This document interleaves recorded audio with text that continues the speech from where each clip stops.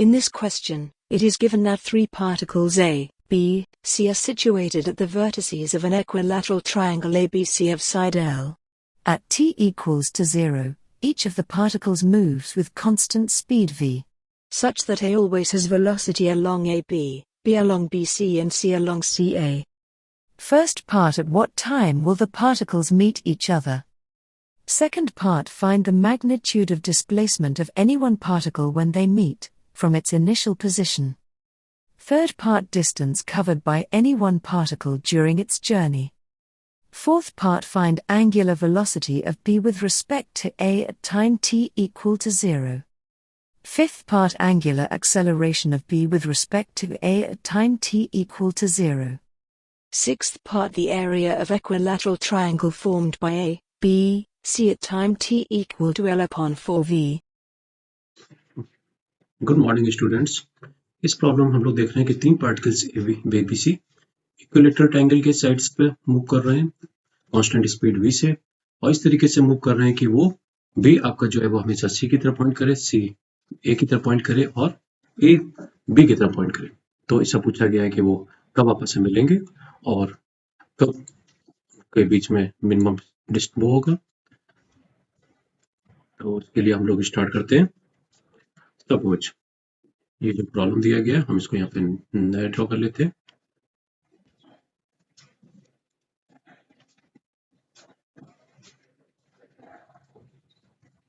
ये ट्रायंगल हो गया। ए को अगर हम लोग यहाँ पे इधर v वेलोसिटी से चला रहे हैं और b को इधर की तरफ v वेलोसिटी से चला और c को इधर की तरफ v वेलोसिटी चलाए, तो ये धीमे धीमे अपने आप को अपना पाथ चेंज करना शुरू करेंगे। ये c ऐसे जाएगा a को देख करके और a अपने पाथ को धीमे धीमे ऐसे चेंज करेगा। तो फाइनली यहाँ पे जो स्टैंड पॉइंट है इस पॉइंट पे सबको मिल रहा है। तो हम लोग ये बोल सकते हैं कि ये यहाँ से ऐसे, ये ऐसे और ये ऐसे इक्वल टाइम पे इक्वल डिस्टेंस चलेंगे, तो किसी भी समय पे इनके बीच में हमेशा इक्विलेटरल ट्रायंगल बना रहेगा और ये हमेशा उसकी साइड की अलोंग साइड के मूव करते रहेंगे। ये भी वेलोसिटी ली है, ये भी ली है और ये भी ली है, तो इस टाइप से मूव करते रहेंगे। तो सबसे पहले हमको निकालना है कि इनके बीच में सपोज ये अगर ओ पॉइंट यहाँ पे है तो हम लोग मान लें कि ये यहाँ से इसके ऊपर परपेंडिकुलर डालें हम लोग, ये हो गया, इसके ऊपर परपेंडिकुलर डालें, ये हो गया, then this angle will be 30 degree. तो उस केस में suppose this point is D and this point is O, तो magnitude of displacement of anyone, suppose हम लोग बी का निकाल रहे हैं, तो उस केस में जो होगा वो होगा डिस्टेंस बी ओ। तो in triangle B O D, B O D में जो कॉस 30 है that will be equal to B D divided by B O. जो बी डी की वैल्यू आ रही है वहां पर साइड लेंथ है दैट मींस l/2। यहाँ से जो हमको मिला B D that is equal to B O cos, हम लोगों को यहाँ पर बी ओ निकालना है। तो एक सेकंड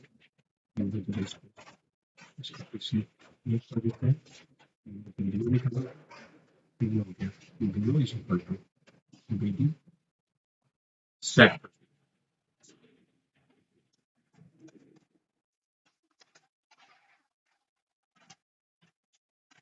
ये आ गया आपके पास में l/2 and sec that is 2/√3, that means l upon √3. This is the distance,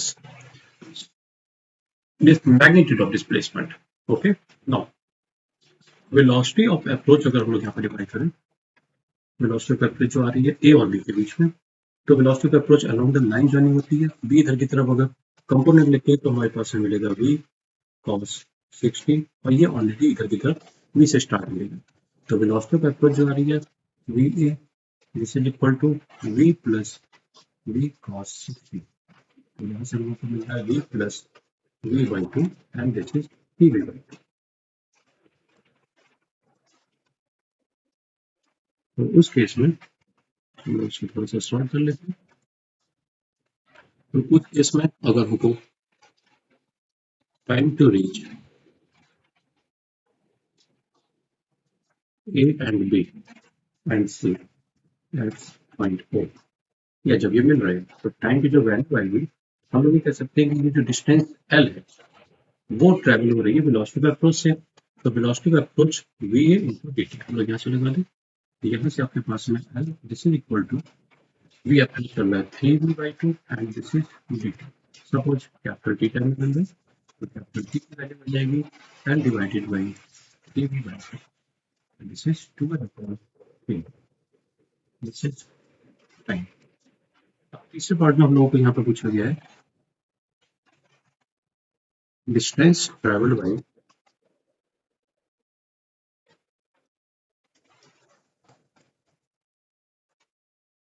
anyone. तो डिस्टेंस ट्रेवल बाई अगर कोई पर्टिकुलर पार्ट की कांस्टेंट स्पीड v से लगातार चल रहा है, सपोज मैं ऐसे कहीं भी घूमने में लगा हुआ है, अगर आपसे कह दिया जाए कि ये v स्पीड से चल रहा है टोटल टाइम t लिया, तो जो डिस्टेंस है वो पाथ पर डिपेंडेंट नहीं होती है, तो उस केस में डायरेक्टली हम लोग पार्टिकल की स्पीड मल्टीप्लाई बाई टाइम ले सकते हैं।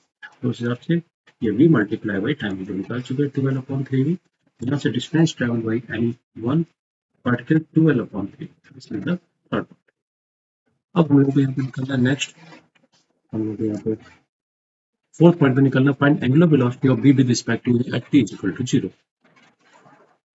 तो ये इस पार्ट में हम लोगों को omega of B with respect to A at T is equal to 0 निकलेगी।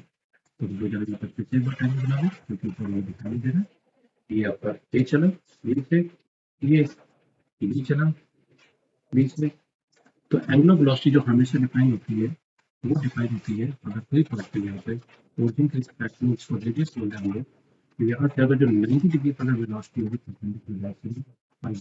तो ये जो इस ऑब्जर्वर इनको जो दिखाई दे रहा है वो ओमेगा होगा, तो उस केस में ओमेगा डिफाइन होगा वो के रिस्पेक्ट में v डिवाइडेड बाई r, यानी कि हम लोग को हमेशा v परपेंडिकुलर और r परपेंडिकुलर की डायरेक्शन में लेंगे। तो इस जगह पे ये 60 डिग्री बन रहा है, तो ये कहते हैं कि पॉइंट ए को पार्टिकल ए को जो दिखाई दे रहा है बी, तो मिलाने वाली लाइन ये चल रही है ए बी और ये इसको घुमा रही है, तो ओमेगा की जो वैल्यू आएगी वो आएगी ये वाला जो कंपोनेंट वेलोसिटी का v परपेंडिकुलर डिवाइडेड बाई ये डिस्टेंस हम लोग ए बी बोल रहे हैं।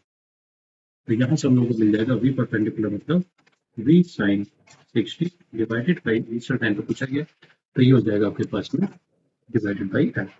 तो ओमेगा की वैल्यू जो डिफाइन हुई omega is equal to v√3/2 है। ये वाला हम लोगों को यहाँ पर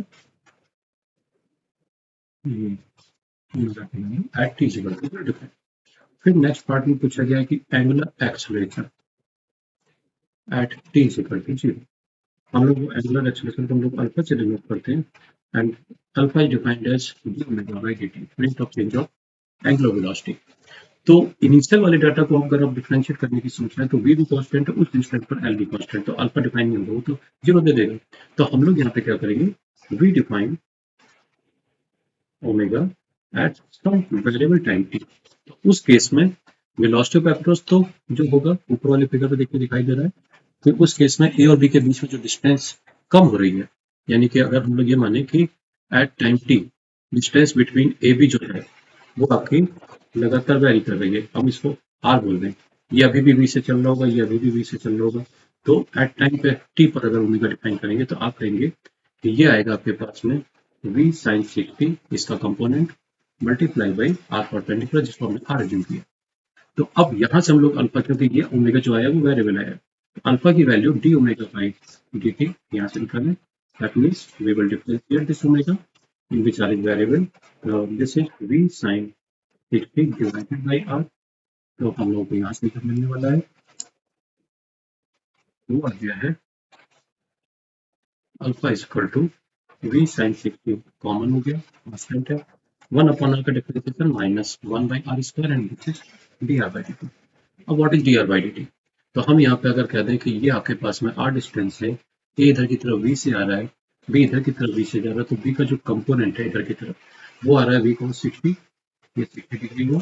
तो ये जो r डिस्टेंस है, ये r डिस्टेंस को अगर हम लोग टाइम के साथ डिफरेंशिएट करें तो वो हमको यहाँ पे देगा वेलोसिटी ऑफ अप्रोच, और चूंकि r जो है वो कम हो रही है टाइम के साथ में, तो इसको हम लोग वेलोसिटी ऑफ अप्रोच के लिए माइनस से डिनोट करेंगे। वेलोसिटी ऑफ अप्रोच हम लोग पहले भी कर चुके हैं, दिस इज 3/1/2, तो माइनस dr बाई dt की value this is always true, always constant, and this will be dB/2। इस वैल्यू को हम लोग यहाँ पर पुट कर दें। अल्फा की जो वैल्यू आ रही है वो आ रही है v√3/2 इंटू माइनस dB/dt की वैल्यू 3b/2 डायरेक्टली लगा दो। अब बच्चा 1/r, तो at t is equal to 0 पे जो स्मॉल r है this is equal to l side of triangle, ये हो जाएगा आपके पास में l²। तो यहाँ से अल्फा की वैल्यू डिफाइन हो रही है, इसकी वैल्यू 3√3 v² अपॉन 2l²। तो ये हमारे पास में एंगुलर एक्सेलरेशन डिफाइन हुआ at time t is equal to 0। ठीक है, फिलहाल के लिए हम लोग इतना ही रखते हैं आज के लिए। नेक्स्ट अच्छे क्वेश्चंस हम लोग अगले वीडियो में देखते हैं।